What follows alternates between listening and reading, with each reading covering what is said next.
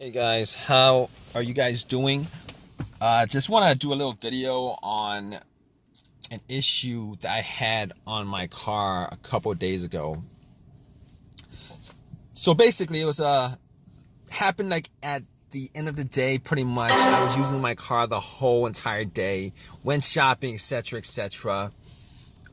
Went to the Home Depot, parked it there, went in, grabbed some stuff, came out, got into my car, tried to start it, and did not start. It didn't crank.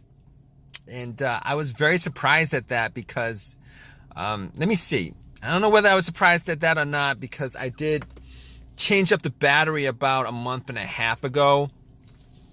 So I was a little bit surprised that happened because I had that issue happen about a month ago when I had to go out and change up the battery. Pretty much the same situation, kind of, but kind of not. So basically, everything worked, kind of like the same situation as a month ago. Everything worked in the car. Blower motor worked, the heater worked, the dash lights came on, remote worked, everything worked. All right, and it wouldn't crank at all. I tried to crank it a couple of times. It would not crank at all. Just heard a click every single time I try to, start it. I just heard a click every single time.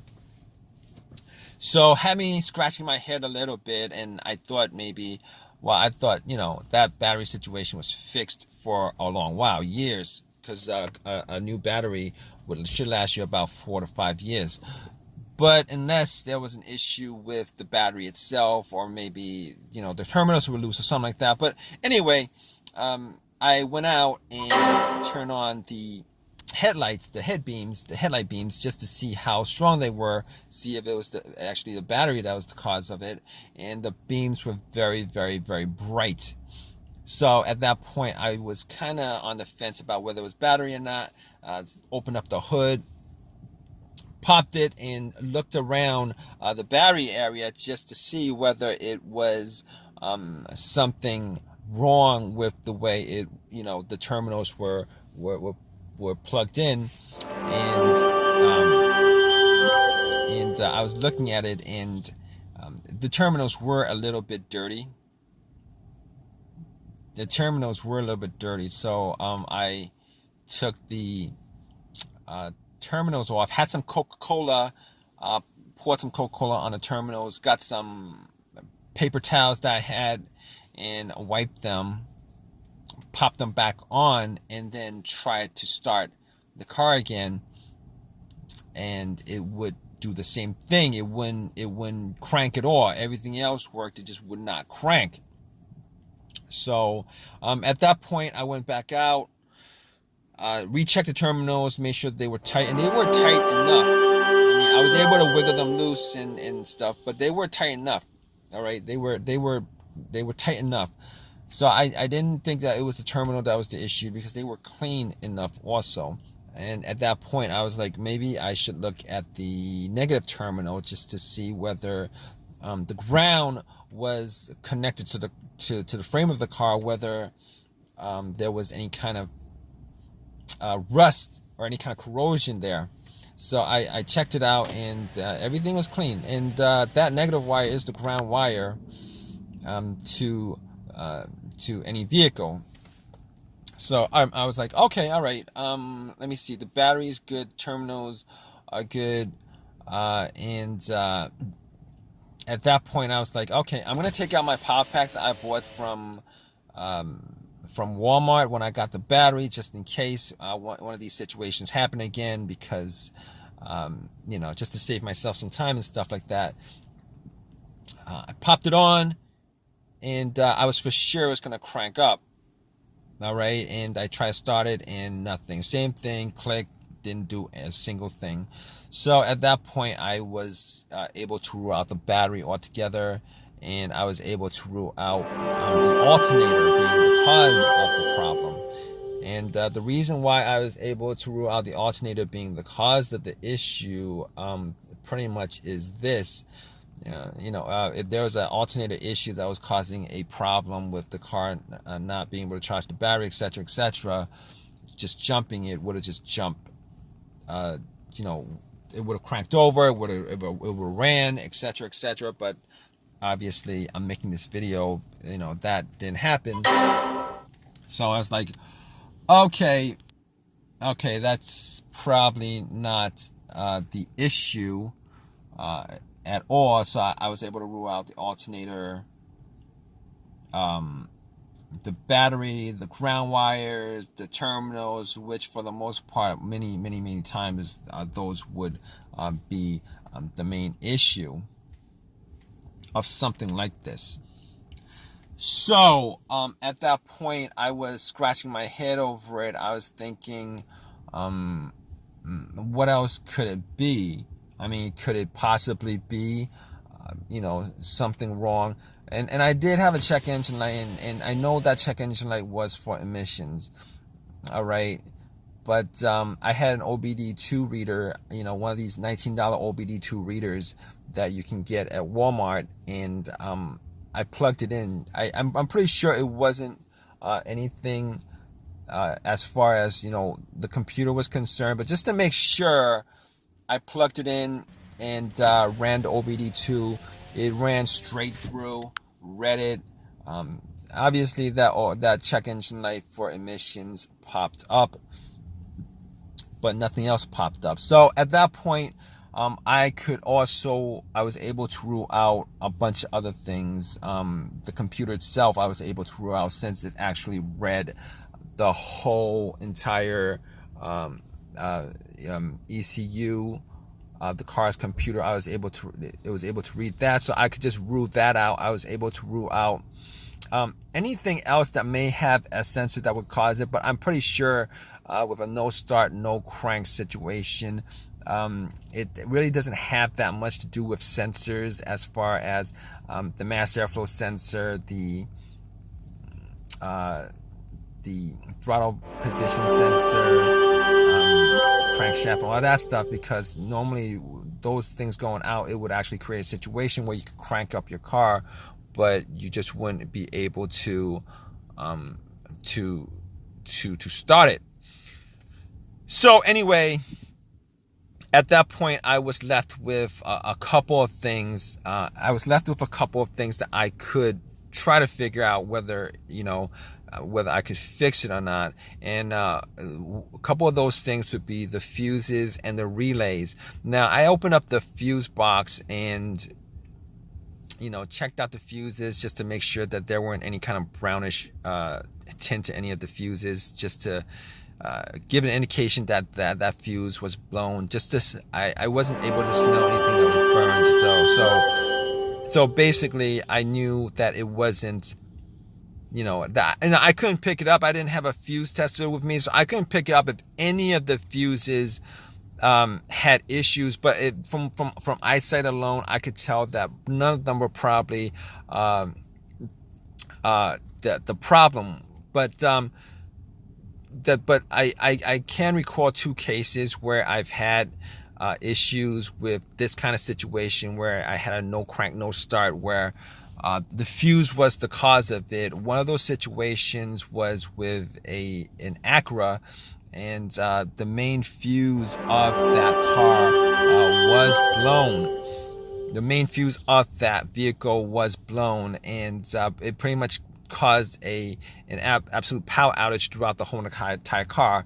In that situation, there was absolutely no power at all inside the car, as if the terminals were taken off the battery. And once I changed up that main fuse, everything started up again, everything worked, everything was good. So but unfortunately, that wasn't the same situation as I had a couple of days ago, because I was getting power, it just wasn't cranking up. And the other situation with a fuse I had was with another vehicle that I had, and that situation was with the car, not the car cranking but not starting, and that situation was a result of a fuse to the fuel pump, or to the ECU, the car's computer. And once I swapped those out, it had no problem starting.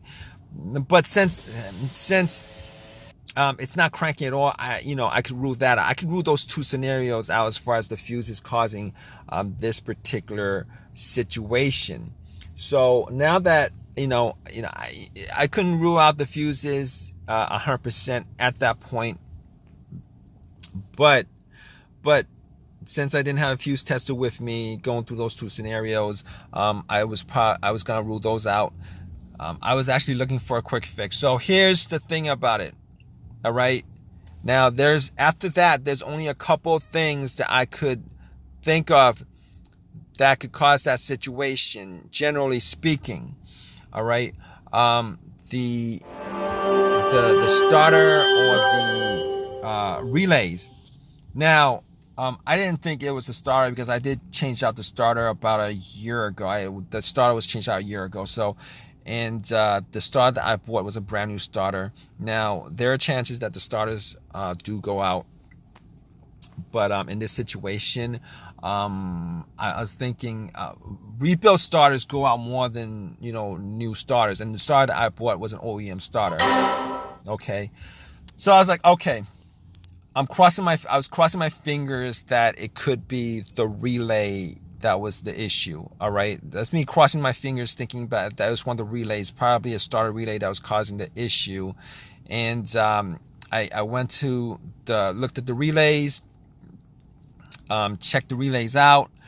Obviously, if you guys know anything about relays, it's not something that you could probably, visually check to see whether, something is wrong with it or not.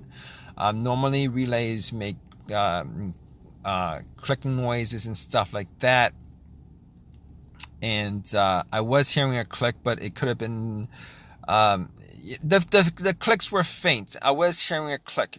So anyway, I got out and Anyway, I checked out the relays and found out where the starter relay was.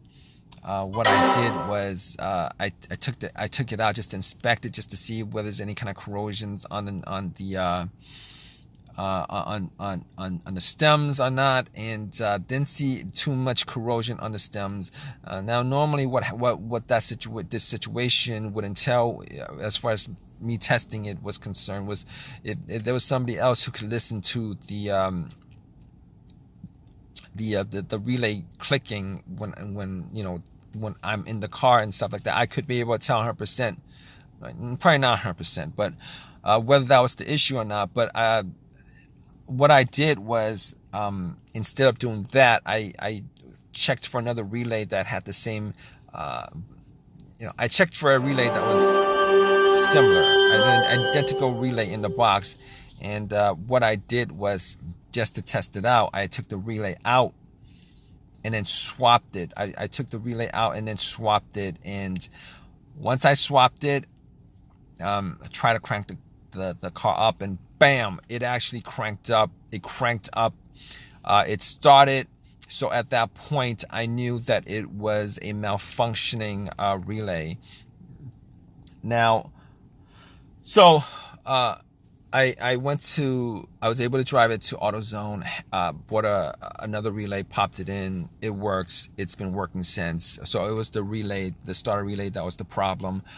Just want to tell you guys that I did hear the click. I think the relay was malfunctioning. It was working. The relay was working, but it was malfunctioning. I think that was the main problem with the relay itself. The main problem with that issue was that it was working, but it was malfunctioning. Now, I didn't really care enough to do that test, but I did hear the click. And normally when you hear the click, it means that the relay is working, which kind of caught me off guard. But it was working, but I think it was malfunctioning. That's why it wasn't